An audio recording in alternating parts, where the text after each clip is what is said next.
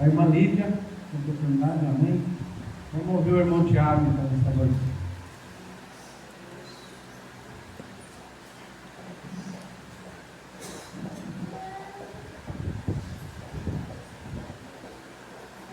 Eu cumprimento os irmãos com a paz do Senhor.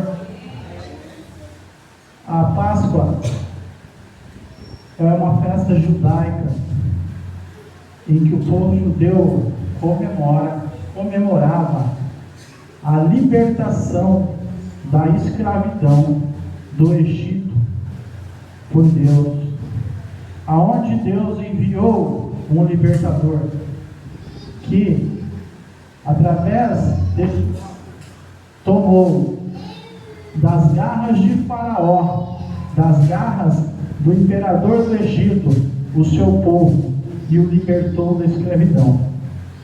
E os levou para o deserto, aonde ele cuidou, aonde ele proveu, aonde ele moldou, aonde ele transformou esse povo rumo à terra prometida. Rumo à terra prometida.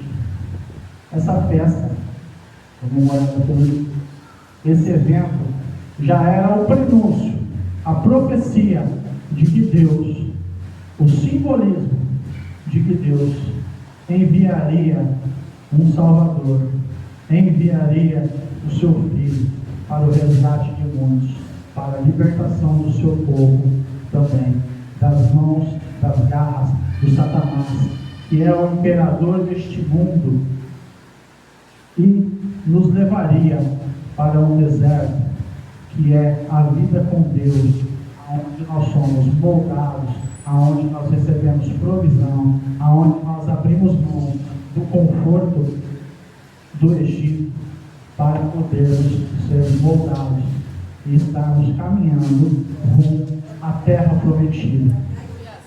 Aquilo que aconteceu naquele tempo, hoje acontece espiritualmente da mesma forma. Jesus Cristo veio, libertou o seu povo, ressuscitou. A ressurreição de Cristo, ela é a obra de Deus, o cumprimento da vontade de Deus para a reconciliação do homem, para o resgate do homem, para o resgate de todo aquele que nele crê. Através do seu sangue nós somos resgatados, porque ele não tinha culpa. E para livrarmos da nossa culpa, para livrarmos dessa escravidão, ele veio, morreu e ressuscitou. Então hoje, da mesma forma, espiritualmente falando, aquele que crê, aquele que quer ser liberto, aquele que quer ser salvo, deve deixar o mundo, o Egito, a escravidão do mundo, a escravidão do Egito, e ir para o deserto, que é a vida com Deus, e seguir, e ser moldado por Ele, e perseverar até que Ele venha e nos dê a terra que Ele prometeu. Porque Jesus Cristo vai voltar, assim como Ele veio, morreu, ressuscitou, Ele também vai voltar para pôr fim à corrupção do mundo, para pôr fim à maldade deste mundo e governar com justiça. Falando de ressurreição, eu trouxe alguns versos, não precisa abrir neste momento, é só para confirmar que as Escrituras Sagradas nos testificam a respeito de Jesus Cristo, que é o nosso Salvador, que é o nosso Libertador. Em Atos 2:24 diz assim: mas Deus o ressuscitou dos mortos, rompendo os laços da morte, porque era impossível que a morte o retivesse. Jesus Cristo, o dono da vida, aqui nas Escrituras diz que era impossível que a morte o retivesse, por isso ele ressuscitou.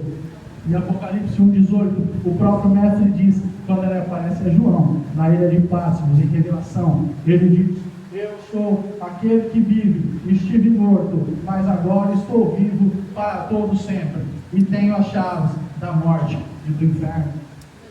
Em Hebreus 2:14-15, ele também, o autor do livro também diz: portanto, visto que os filhos somos nós, aquele que crê, visto que os filhos são pessoas de carne e sangue, ele também participou dessa condição humana, para que por sua morte derrotasse aquele que tem o poder da morte, isto é, o diabo, e libertasse aqueles que durante toda a vida estiveram escravizados pelo medo da morte. Essa é a obra de Deus, essa é a obra de Cristo, a vontade de Deus para a reconciliação do homem.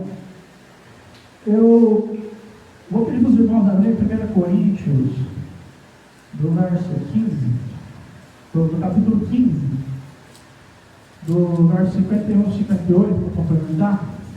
As Escrituras Sagradas, a Palavra de Deus. O apóstolo Paulo dorme em Cristo há milênios, mas essa carta é viva.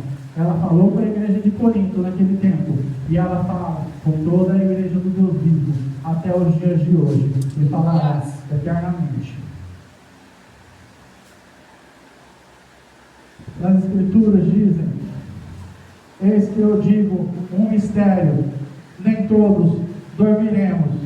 Quando ele diz dormiremos, ele se refere à morte, porque ele diz que quando Jesus voltar, alguns ainda estarão vivos, mas todos seremos transformados num momento, num abrir e fechar de olhos, ao som da última trombeta, pois a trombeta soará, os mortos ressuscitarão incorruptíveis, e nós seremos transformados. Pois é necessário que aquilo que é corruptível se revista de incorruptibilidade, e aquilo que é mortal se revista de imortalidade. Quando, porém, o que é corruptível se revestir de incorruptibilidade, e o que é mortal de imortalidade, então se cumprirá a palavra que está escrita: a morte foi destruída pela vitória. Essa vitória é a ressurreição de Cristo. No verso 55 diz: onde está, ó morte, a sua vitória? Onde está, ó morte, o seu aguilhão? O aguilhão da morte é o pecado, e a força do pecado é a lei. Mas graças a Deus que nos dá a vitória por meio de nosso Senhor Jesus Cristo. No verso 58, complementa a carta dizendo: portanto, meus amados irmãos, mantenham-se firmes, e que nada os abale. Sejam sempre dedicados à obra do Senhor, pois vocês sabem que no Senhor o trabalho de vocês não será inútil.